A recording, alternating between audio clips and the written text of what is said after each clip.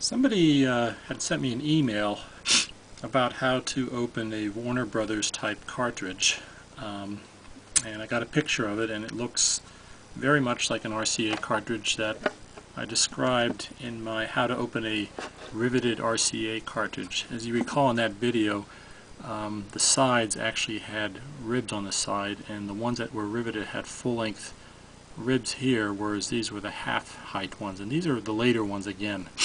I guess what I should have mentioned before is that there are other labels, tape and record labels that are used in these kind of cartridges, and the way you can tell is that what happened is that RCA evidently licensed and released a lot of these other labels, and they used their cartridges, and you can tell that if you read where it says here, manufactured by RCA Music Service. Okay, so if you see those types of tapes, this will be an RCA cartridge. Now, as I mentioned before in the other video, is that these do not have any posts or any tabs on the bottom, and these are in fact glued together along the seams, and there's really no other way to open them except to what I usually will do is in some cases try to flex the tape. So you push down, for instance, on this end while pulling up on that. You can try and flex it like this. And by the way, I do this on some cassettes that are glued together. It kind of helps loosen up the glue and makes it a little more pliable and easier, and sometimes it'll actually break the seal and you can actually open it up. But yeah, you pretty much got to take your knife like this,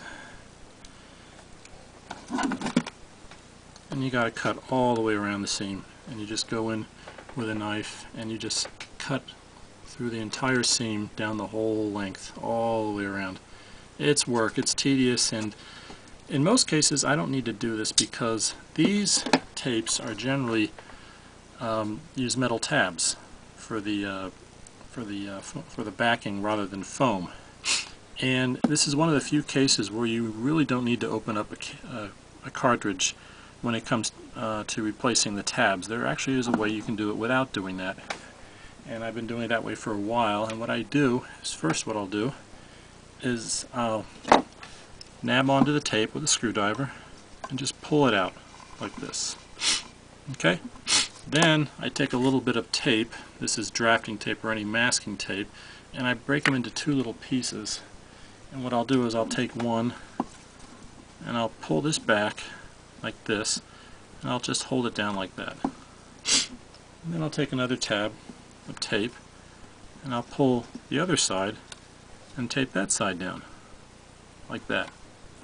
And so here you see the two pieces of tape, and so that gives you ways to get to the tab without the tape getting in the way.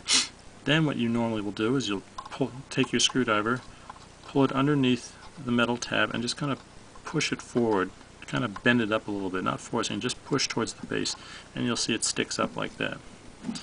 Then, as I had mentioned before, when you were splicing the tapes with the foil, there's always that residual glue. Well, the same is also true with these tabs. The old glue is usually left on here, and it's never a good idea to put glue on top of old glue because the old glue can still come loose, and the new glue is loose, sitting on the old glue, so off comes the new glue as well. So take a screwdriver of sorts like this, and then just kind of scrape off the old glue, and you'll see it kind of flake off a little bit. Just get it all off. Okay, and I'm going to go ahead and do the other side too, which I can pull up more tape like that. So I'll pull that out, and you actually don't have to tape all of them at once. Normally what I'll do is I'll tape one side, work on it, then take the tape off and pull up the other side, but I think this time I'm going to try doing both at the same time. And don't get the tape on the playing side, get it on the lubricant side, so when you pull it back you're taping the lubricant side. Don't get tape on the playing side, because if you pull it off too fast you can actually pull off the oxide on the tape. So again, on the back side only. So here I have a situation where I've got the tape chambers freely open and accessible and easy to work on. Then what I'll do is I'll bend this one up too, and I'll just scrape that off too. Now, unfortunately, in many cases, you don't have the felt pads. These happen to be laying inside the tape, but they came off. Sometimes, many times, you don't even have them, so you got to make your own. So what you do is you take a piece of felt cloth that you get at any fabric store, and you just cut off the square, and you can actually hold it up. Well, if you don't have the old tape, you can't do it, but just kind of get an idea based upon the size of the tab here, okay, how much size the felt needs to be. It can overlap a little bit, there's no problem with that. It doesn't exactly have to be the size of the metal tab, but it definitely should be larger than the tab, or it should definitely not be any smaller than the tab, because you don't want any metal touching the head.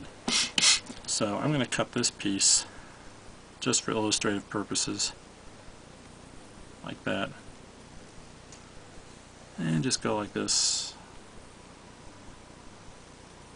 Okay, and there I have a piece of felt.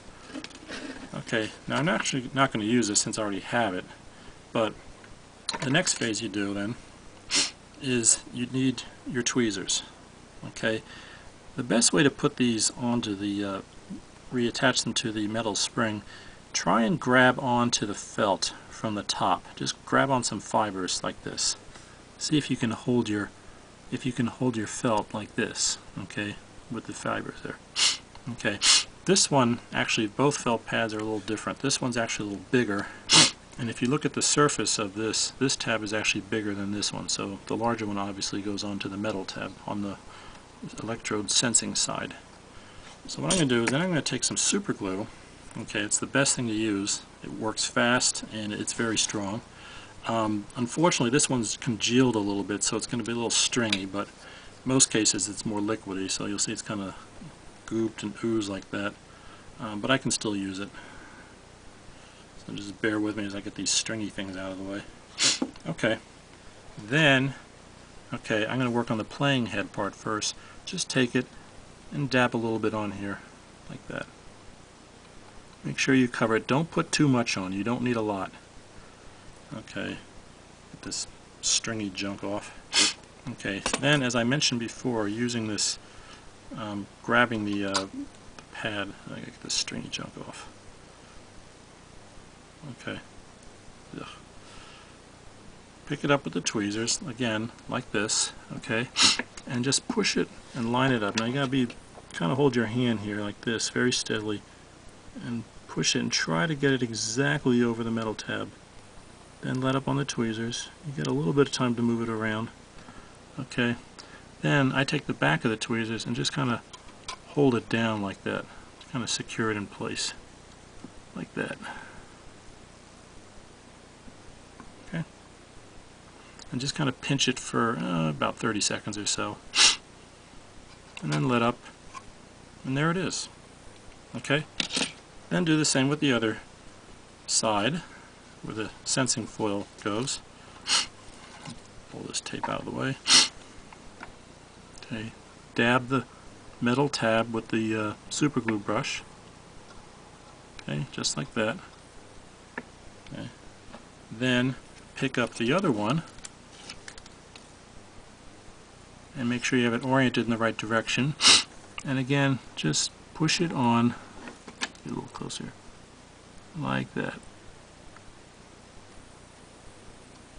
Okay, and take the tweezer again, squeeze down, and just hold it for 30 seconds again. And that's it. And then you just kind of push the tab down a little bit. Yeah, get it down a little bit. Okay. And pull the tape off.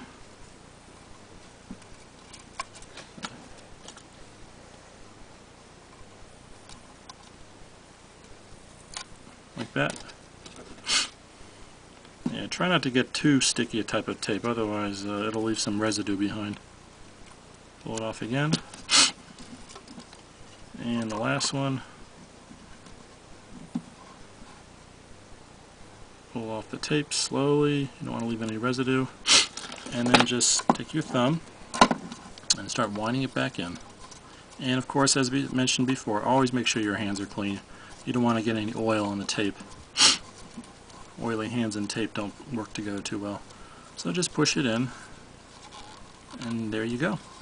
And you can push that down a little bit more until the spring is flexed a bit, like that. And that's it. I thought I'd also show you another attempt at opening up one of these Warner Brothers, since my previous video was a little bit not exactly a smooth opening or operation on that. So what I'll do is I'll show you again, and I'll take my screwdriver again, push on the tab, okay, a little close up here, push on the tab, again, push it back, just beyond the tab, and pull up. Okay, now on this one there actually isn't a label covering it, so you can see the tab a little better. And if you look here, okay, you see the tab is actually towards the label side. It's right back here, and it actually goes back. If you see me flex my screwdriver, you'll see it kind of go back. Okay, that's why when I mentioned you push the screwdriver and you're actually pushing the top forward, you're actually pushing the tab back, which is where you want to do it. Okay, so again, you take your screwdriver, okay, use a wide enough blade. Don't use the real tiny ones, they don't work too well, but something like a medium-sized jeweler screwdriver, or even something like this would work okay. But again, put it into the cartridge, into the tab, and as I said, push it all the way down to the bottom, okay, till it gets under to the edge of the tab. Then flex it forward, okay, like this. You'll see the bottom start to bulge out a little bit. Take your screwdriver. Let's see if I can do this up a little higher here. So I can get my screwdriver under there. Okay. Put the screwdriver, okay, here, push down underneath. Get the screwdriver. See, I can get my screwdriver under there. There's a little opening now. Pushing the top of this forward again. Pushing the screwdriver all the way down, pushing the top forward, pushing that bottom tab out. Put the screwdriver in here, then while you're still holding the screwdriver, just give it a little twist, and there you go. It opens right up. Okay? Thank you.